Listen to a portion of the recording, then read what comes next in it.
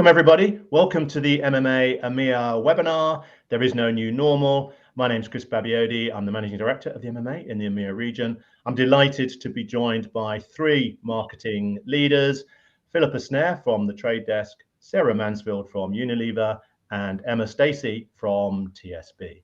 So you're in today for a discussion that's around the Great Marketing Rebound. Can we build back better? Marketers, we believe, are in a unique moment of time. Yesterday's challenges are becoming today's opportunities. So whether it's improved transparency, frameworks to protect consumer and brand interests, or even initiatives to support quality content, brands have a hugely important role to play in creating and driving positive change. But while we may agree on the destination, questions over how to get there remain. What practical steps could and should be taken to help trust in our industry? How can we put back consumers into the driving seat? What role should technology play? So this webinar that you've joined today will consider some of the key ingredients of a healthy and trustworthy marketing landscape and how we can all act to support and protect the open web and the variety of content and ideas that it's home to. So our discussion today with our esteemed panel, as I just said, we think that all marketeers are in a unique moment in time. Build back better, as per the title of our webinar this evening. It's become a bit of a new mantra, especially as many of us are realizing that going back to how things were is neither possible or even desirable.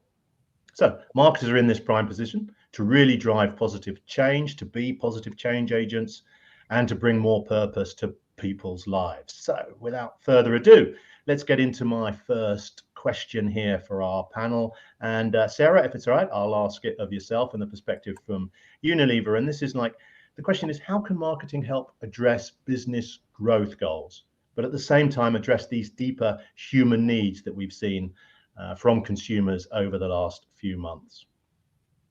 Yeah, good morning or good afternoon or good evening, wherever you are in the world. Yeah, I mean, we are as a business, and I am a great believer in Byron Sharp and Byron Sharp's philosophy, and that's, I know it's one of the marketing frameworks you covered as part of the MMA discussion and debate, you know, and it's all about ensuring that brands remain top of consumers' minds. And by doing that, you build brand penetration and saliency, and media and marketing is the way to do that. You know, how we do it at Unilever is about ensuring that we have purpose at the heart of everything we do and the heart of our values. And that's, you know, sort of with brands that with purpose grow, people with purpose thrive, and companies with purpose last. And our marketing philosophy behind that is what we call get on the front line. And there's three tenets to that: do good, get real, and be unmissable. And the core of that is about building emotional connections with our brands, with consumers, and through what we call brand say and brand do. So a lot of advertisers out there do the brand say, but not the brand do, and some do it better than others. But, you know, we focus on both elements of that. You know, and one great example, I think, is Dove, a brand you all know very well. And Dove's purpose that it's had for many years is about real beauty. And, you know, we obviously have had many platforms and many advertising platforms of where we've really promoted that as a core value. We feel really needs to be embedded in society, but then we back that up, for example, with brand workshops around self-assurance, going into communities and into schools to really embed that with consumers. So I think that, in summary, Chris, is kind of like the two sort of elements that we deploy: the brand say and the brand do, and really focusing on making sure that our brands are top of mind with consumers. That really drives that penetration and saliency through our purposeful communications. Great, thanks, Sarah. Yeah, and it's great to mention Byron Sharp and our great marketing growth debates that continue within that. So moving on, Emma, can we get your perspective? You're on mute at the moment, but yeah, great, Emma, if you could give us the TSB perspective. Yeah, I think from hello everybody. I think from my perspective and from the TSB perspective, for us, obviously, building business growth is intrinsically linked with understanding deeper human needs, because the two should be so interlocked that actually they drive each other. They're never mutually exclusive. I think for us, in the same way that we just talked about from Sarah, at TSB, ours is about bringing people money confidence and allowing them to live a life made more. And what we mean by that is when people feel confident about their money, they're able to feel confident about their lives and do what they want within it. And so much as Sarah's just said, it's about bringing that true business purpose of helping people develop money confidence, and as a marketing team bringing that to life and helping people understand what that is through our products and services. And that has to be across the range of products and services. It can't just be marketing rhetoric. It has to add real value to people, and from that you can see once you can demonstrate, and as you as you talk to people about what you're actually going to do and then you deliver against it, people then look to you more and more for their other products and services, and that's what helps drive the business growth. Great, thanks, Emma. A great perspective. And Philip, I think I can come to you as well, maybe a slight twist on the question. I mean, do you think that this is driven by individual marketers playing a role, or is it company brand level, or some hybrid, or some combination? Well, I mean, thank you first of all for inviting me, and it's been wonderful to hear and be part of this. I think the two examples that both Sarah and Emma have just given are perfect examples of where we've got really responsible companies making sure that they're taking a leadership position in their industry. So I think the short answer is both. It's the company and what the company stands for, but then it's the marketeers and how they operate, and like the initiatives they come up with, and what they care about that really like holds everyone accountable in the ecosystem. And I think certainly in the last few years, and accelerated probably by the pandemic, now marketeers are like kind of seeing the direct connection with what their job is. So caring about the context of where their marketing is put, understanding that when they're designing and delivering advertising, that they want it next to other brands that really represent and they want to be seen with online, and making sure that there's transparency. So their advertising and the marketing initiatives that they're delivering are people can see why they're doing it, and what the greater good of the initiative is. So I think now marketeers are kind of in an amazing position of power, where they're really like taking care of their craft, so to speak, and they're really thinking about not only the deliverable itself, but then everything around that piece of marketing that holds the whole industry to better account. Yeah, great. Yeah, great for that. And I think what follows on from that is this understanding that we all have that consumer behavior, really has changed in the last 18 months. And we think some of those changes are going to be lasting impacts. So I wonder, Sarah, if I could start with you again, what are some of the lasting impacts of this changed consumer behavior when it comes to marketing?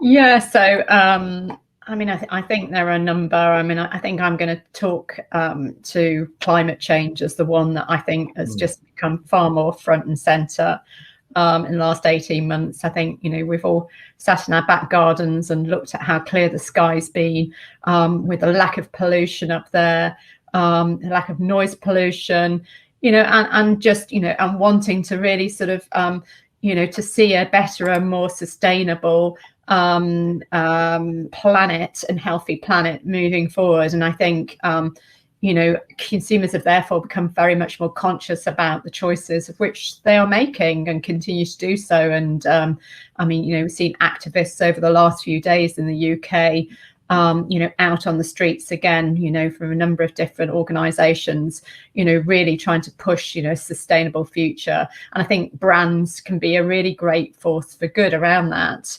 In terms of what we do, Unilever, in terms of improving the health of the planet, around our zero net emissions commitments, investment in 100% of recyclable packaging, to what we do to protect and regenerate the nature through commitment to deforestation of our supply chain and sustainable sourcing.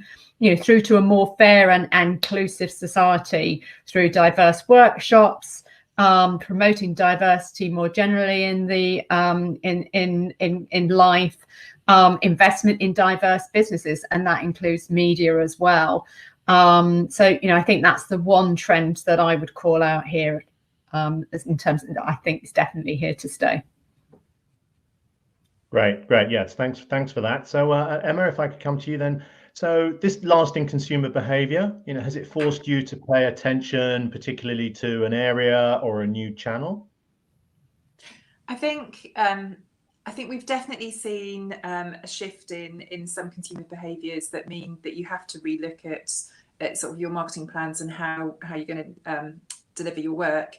Undoubtedly, for example, the move to digital, the move to increased use of platforms and streaming services and different media means that you have to relook at kind of what you're doing.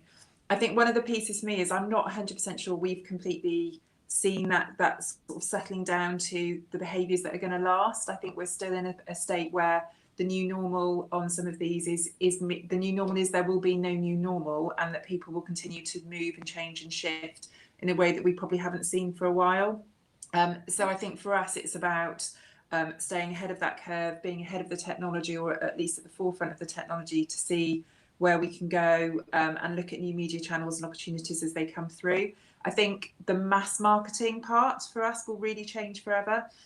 So it will be much more about personalised, targeted, relevant, and moving things forward. That I think in terms of tone, I think definitely as Sarah's just alluded to, I think the tone of marketing has shifted a bit, particularly in financial services, as people have sort of moved away from maybe some of the commercialism and more into experiences, wanting ethical branding, wanting to be really at the heart of the why of an organisation, and so therefore kind of corporate purpose will become more important over the next few months for us and for a number of companies and industries, I think.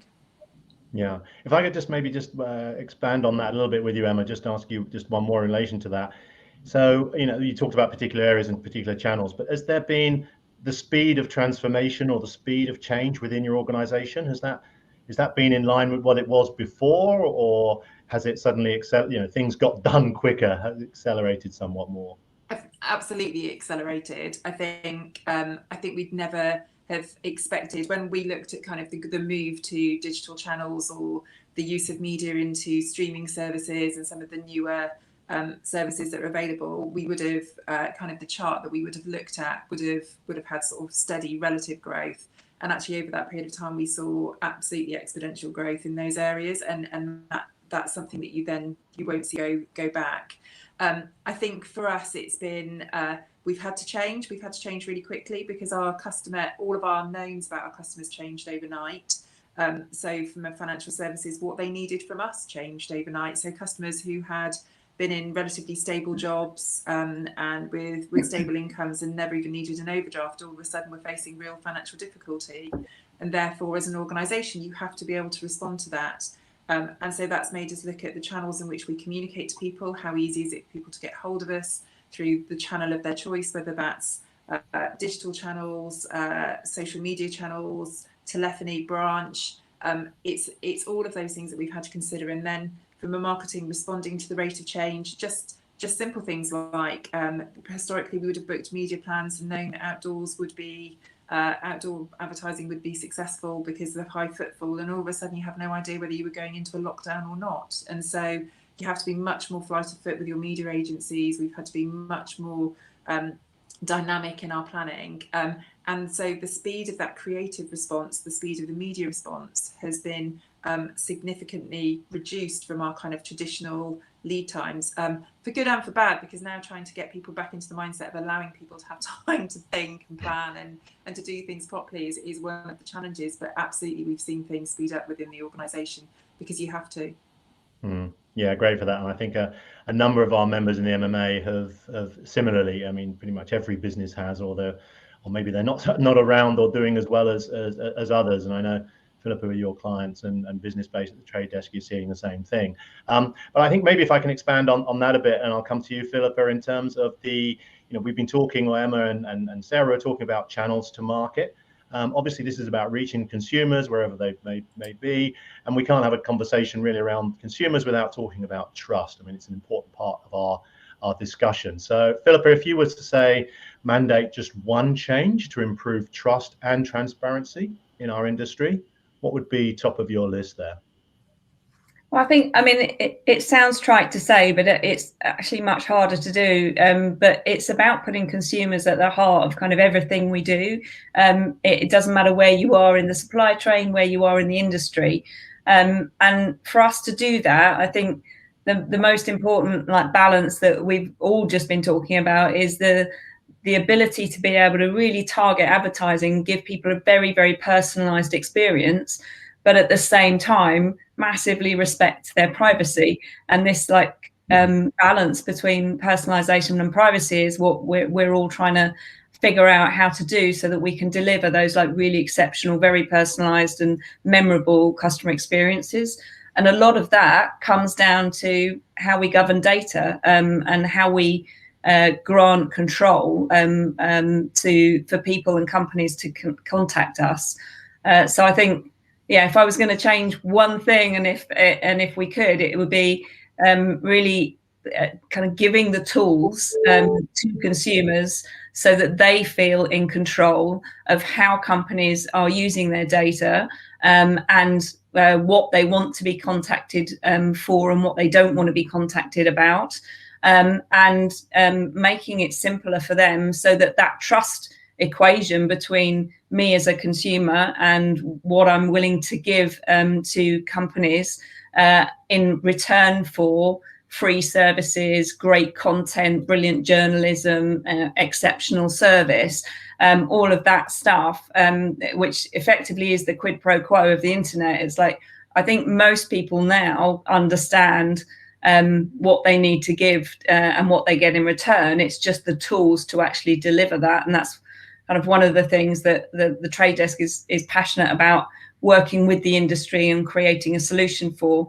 And we've done, because we don't want that to be based on a hunch, we want that to be based on facts. We've done some surveys over the last few years, and all of the feedback on those surveys have come back reassuring us that that's true. So in Britain, 76% of people feel like they don't have enough control of how their online data is being used.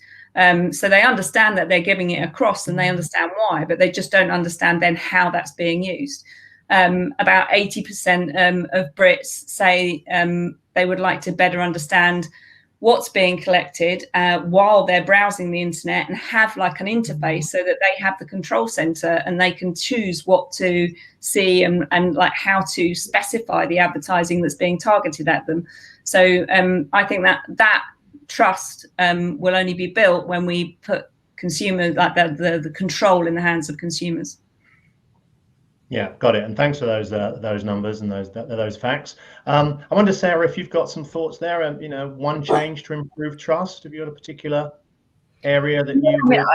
I first of all, absolutely echo everything that Philippa said. I know we'll come on to talk about sort of the demise of cookies probably, but consumers, I don't think brands are giving enough thought to what we need to do to build back trust with consumers, and placing sort of consumers in charge of their data, and being clear on what they're doing with their data, and acting in an ethical manner as well. I think with their data, not just following the rule of the law, is really so important. I package this up more generally around using media as a force for good. Collectively, brands invest an awful lot of money, sort of into media outlets, and can impact and affect change by how they invest their money and where they making the right media choices, in investing money into the right trustworthy news outlets, not supporting, news and disinformation of any form, or gun crime or violence.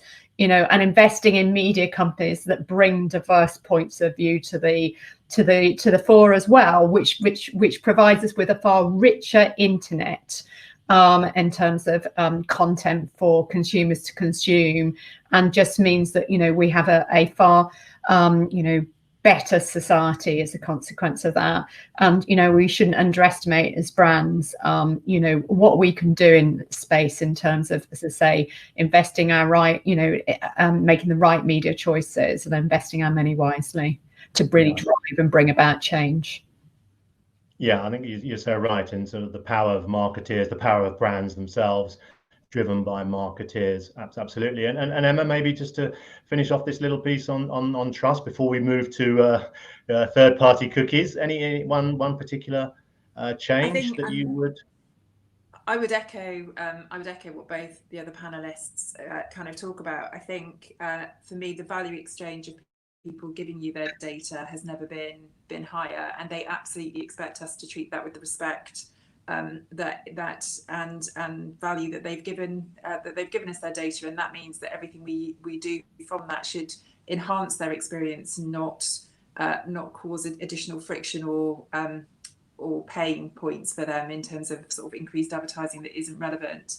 I think in terms of trust and the other piece around content, for us, actually, I think that where bigger brands and trusted brands really kick in here is when there is so much misinformation out there. Actually, brands have a real role to play to bring that credible, confident voice on topics that are important to our customers, so that they can find places where information is available. And in financial services, that's really easy to see where when there's concerns around fraud, when there's concerns around what to do with your money, trusted sources of information, actually people should be looking to their financial institutions for that content, and they should know and be able to trust that, and using their data to be able to make that more personalised for them, make it an easy and straightforward place for people to go. And so I think for us, it is about, just as marketeers, it's about really using that value exchange to our customers' good, and that's how we can really drive it forward. Yeah, great. And I think with the numbers, Philippa, that you sort of you gave out a few minutes ago, you know, there is a lot of work for us as an industry that we need to do, which we all continue to do, and the MMA will drive some of that. But as a movement forward, if you like, we're moving into a world where the third-party cookie is being phased out. And therefore, I suppose the question that follows from that is, you know, how can we improve the conversation with consumers around data usage and around content, and who maybe in the industry should take a lead? So, Philippa, I'll come to you first, and then maybe Emma, then Sarah. So, I think something that we forget, like, because I think the internet and the progression of technology like changes so quickly, but cookies, when they were originally developed, was just a happy accident, and it wasn't actually designed for how it's now being currently used for. So cookies phasing out, I think in a way, like, people should look at it as like it was never really designed for the way it's being used today, and so now we've got a lot of retrospective understanding and knowledge. It'd be much better if we designed a system that was actually designed with the purpose in mind for what we're talking about, which is, like, you know, coming back to this targeted advertising, but really respecting people's privacy and making sure that everybody in the industry has the same capability and control over their data and how it's being used. So, in a way, I'm just surprised that the cookies haven't faded out quicker, because, like, often when something isn't really designed for purpose, like, it doesn't last that long. But cookies seems to have, because the solution is tough and is hard, and kind of the Trade Desk has been in the business for over 11 years now, and working with publishers and with the supply side, with media owners, with advertisers, and with the, like, you know, trade organizations and organizations that govern, like, at the advertising industry all up. And it's taken us a while to find a solution that's industry wide, that can be given to an independent body to run, and and that has got agreement with all of those partners, so all the parts of the supply chain of the advertising industry, so that we all agree, okay, this is a credible solution that's going to help us. So kind of the unified ID solution that we've been working on, I think actually delivers what ideally the cookies should have been designed for in the first place, but kind of weren't. And it helps then consumers be put in control of their own data and like how it works. Consumers are asked for their email address, or in some regions it will be a mobile phone number. When they visit a website, the website itself, so the content they're trying to engage with, that will be the consent mechanism. So it will say like kind of, are you happy for us to target advertising to you? And then it will go through a consent framework that consumers are able to understand, not the T's and C's that we've been used to, that we just click on and don't read anymore because it's too tough. So like a consent framework that is built for normal human beings. And then they get to go to a portal and a hub where they get to manage their own preferences, and they get to decide across digital services and different sign-ons what they want to see and what they don't want to see. I think that solution is going to be, and you know, because of the traction that it's already gained in the industry and the people's belief in it being the right solution. I think that's going to have much more chance of enabling consumers to feel like they're in control, and for us not to worry about whatever happens with cookies, because they weren't designed for this in the first place. Okay, got that. And Emma, sort of thoughts or build on that, what Philip has just articulated? I think as with many other things, actually necessity has caused innovation in a number of places. And I think to echo some of those points, what we're seeing is actually when we're moving away from using third party and going to first party data, the richness of the solutions that are available and the richness of the advertising and activity we can do is so much stronger. I think the challenge for us on some of this will be taking, to be able to take one step forward, we have to take one step back as well. And actually going back and making sure that organisations have the right levels of data consents, and customers are really understanding the consents that they've given, and what those mean. And moving forward will mean that that actually we'll see some changes in data consent pieces going forward. I think what we need to get away from is those, as Philip has just talked about, those blanket kind of pop-ups. Do you agree? Because I think when we've seen them in the past, they've not delivered the change that we wanted.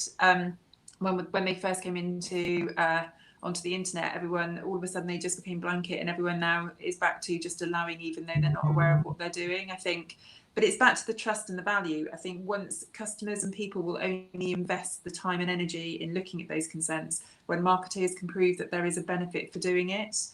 If not, it becomes wallpaper. So the onus is on us to really prove that actually using first-party data can deliver more value to customers, and I think that's when we'll really see some change.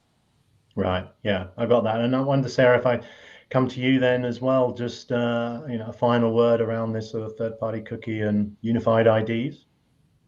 Yeah, I mean, I'm going to go back to the consumer and say, hopefully we can deliver a better consumer experience out of this. You know, I mean, it's a pivotal moment in terms of for the industry, and I think, you know, to use an awful phrase, we should use it to build back better and really think about positive, you know, sort of consumer experiences that are going to build trust in advertising, because without it, we don't, as brands, have a future. Great. Okay, so I'm just going to move on. I think one of the thank you, Sarah. One of the lasting behaviors, I think, for all of us in the industry is 18 months or even more staring down at a screen, or even staring into a camera, which we're currently doing as we do this. So I think the reason I sort of highlighted that is that there are, you know, human beings at the end watching and listening into this, and a number of them are tech partners and tech players. And I'm sure they'd be very interested to hear, especially from Emma and Sarah as marketers, you know, what are your expectations around tech partners? And, if digital, as you both said, has become a bigger part of the advertising and marketing pie, what has the expectations you have about tech partners, which I think, Emma, you just touched on a minute ago, has this changed as digital in its broadest sense becomes more and more a bigger part of the pie? So yeah, please speak to our tech partners down that camera and just tell them what your expectations are, so that they can deliver a better service to you as a business and therefore to your customers and your consumers.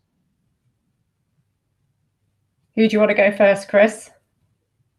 I can't choose between the other. I think I did say Emma first, so Emma, please fire away. No problem.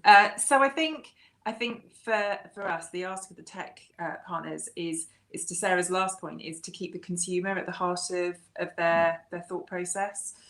So actually, in moving forward, how can they support us in putting the customer at the heart of those conversations? So not tech for tech's sake, but tech that really drives the customer agenda forward, allows us to do more with the data, to demonstrate that trust and that value that they've given us, and keep us at the forefront. I think the piece for us is also, we've seen the rate of change over the last 18 months be astronomical, and that genie's not going back in the bottle. So how do we keep following those trends when we don't completely know where we'll be in 18 months' time? So it's that continual innovation, and keeping the customer at the heart of whatever they're doing. Okay, yeah, great. And so you've mentioned a couple of things around tech partners, but anything to add maybe to that? Any other expectations? Yeah, I mean, I'll cite out, we've had a responsibility framework for the last, sort of 3 years now. It has 3 tenets to it. And, I think, tech partners have a really big role to play this in terms of either helping us deliver against it or, being part of it as well. I mean, the first one is around responsible infrastructure. And, we only partner with organizations, that, are committed to creating a better infrastructure, being that around one measurement system, improving the whole consumer experience. We need to get away from a scenario where, a brand is chasing a consumer around the internet and they just get bombarded with ads and, frequency just goes through the roof, through to just being able to, as I say, understand our consumers better, to deliver a better message to them that is more relevant, truly relevant to them. And the second one's around responsible platforms, not investing in platforms and environments that do not protect children, and don't create a diverse society, or promote anger and hate. We committed to creating a positive impact in society and disinvesting from any of those type of platforms. The final one's around responsible content, and ensuring that we're tackling gender stereotypes. And in advertising, there's an initiative which you is a core part of called Unstereotype, really championing that across the industry, ensuring that content, represents the right values as well, in that particular space. And, I think our tech partners have a big role to play in all of those different areas to make sure that we have, a more healthy digital ecosystem going forward. I think thank you. Point you make is really interesting as well, Sarah, because I think one of the big asks for us with tech is, as marketing budgets continue to be ever squeezed, being able to track and to be able to play back the is becoming ever increasingly important. So everything that can be done to kind of really emphasize how do we prove that profitability is really. Yeah, great. Thanks both. I think that's really clear for any tech companies and tech partners that are on the on our particular webinar. So we got a couple more questions before we finish up. Time does fly when you're enjoying yourself. So we're going to look ahead a little bit now. So maybe Philippa, I'll come to you to give Sarah and Emma a rest for a moment. So if we're looking ahead into the forthcoming year, what are the opportunities that you're most excited about as a business? 1, and 2, maybe from an industry perspective.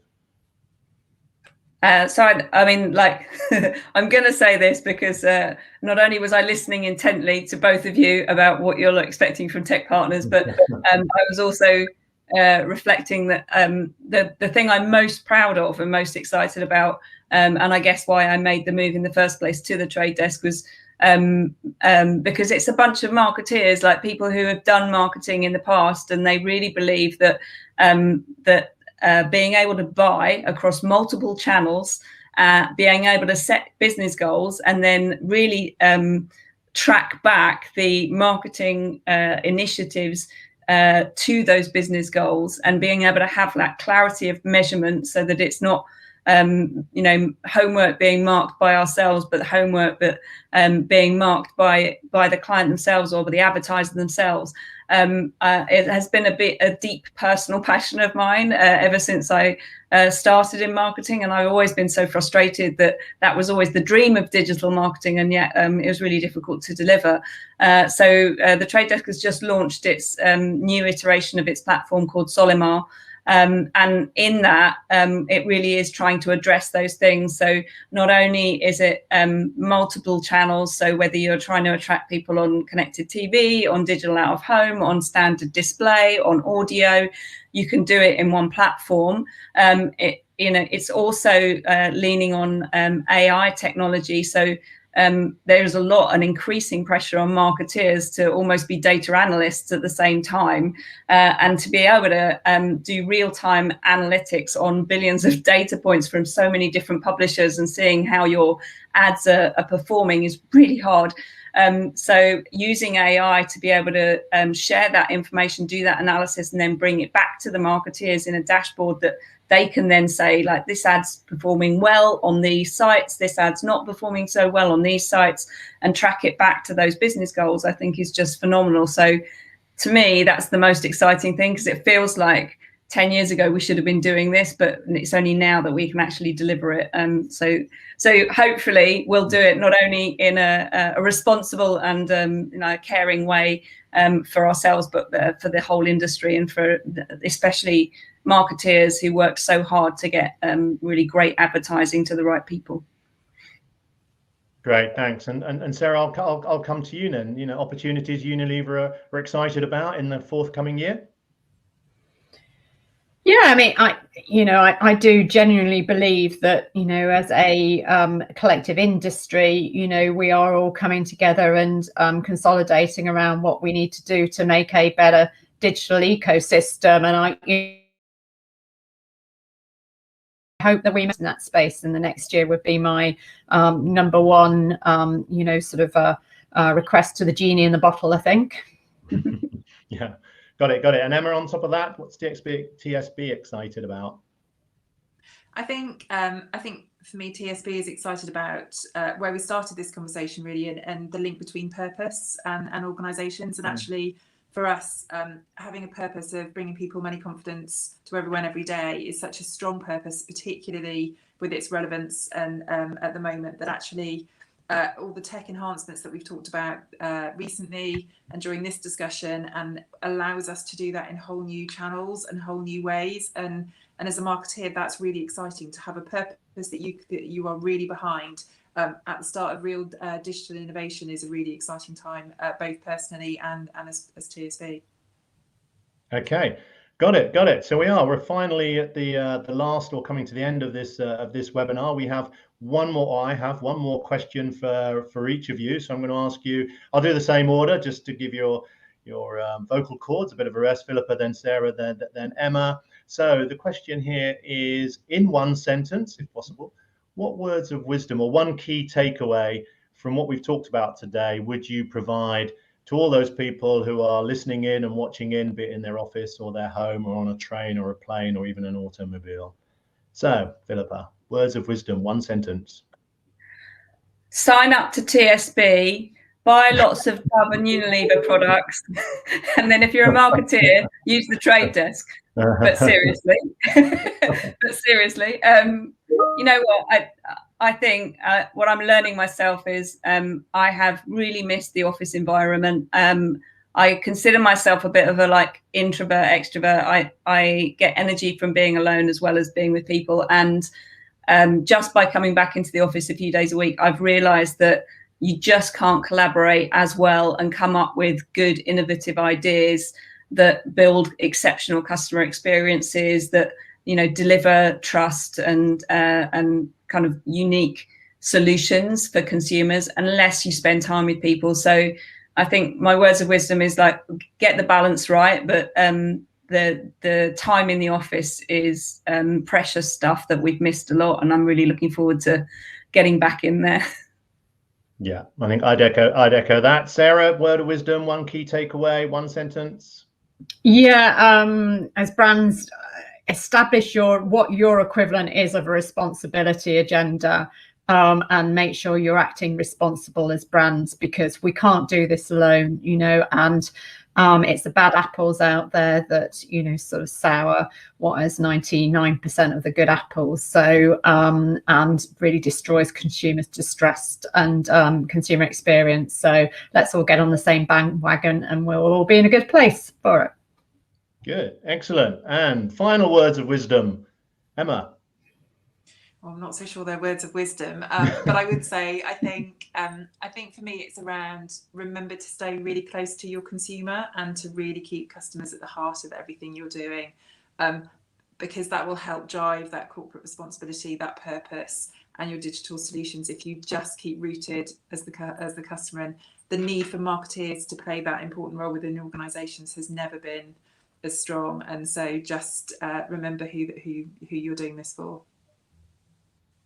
Great, thank you. And that they were words of wisdom. And thank you, thank you all. Thank everybody. I mean, I thoroughly enjoyed it. I think everybody, hopefully, looking into the camera, looking onto their screen, has enjoyed it.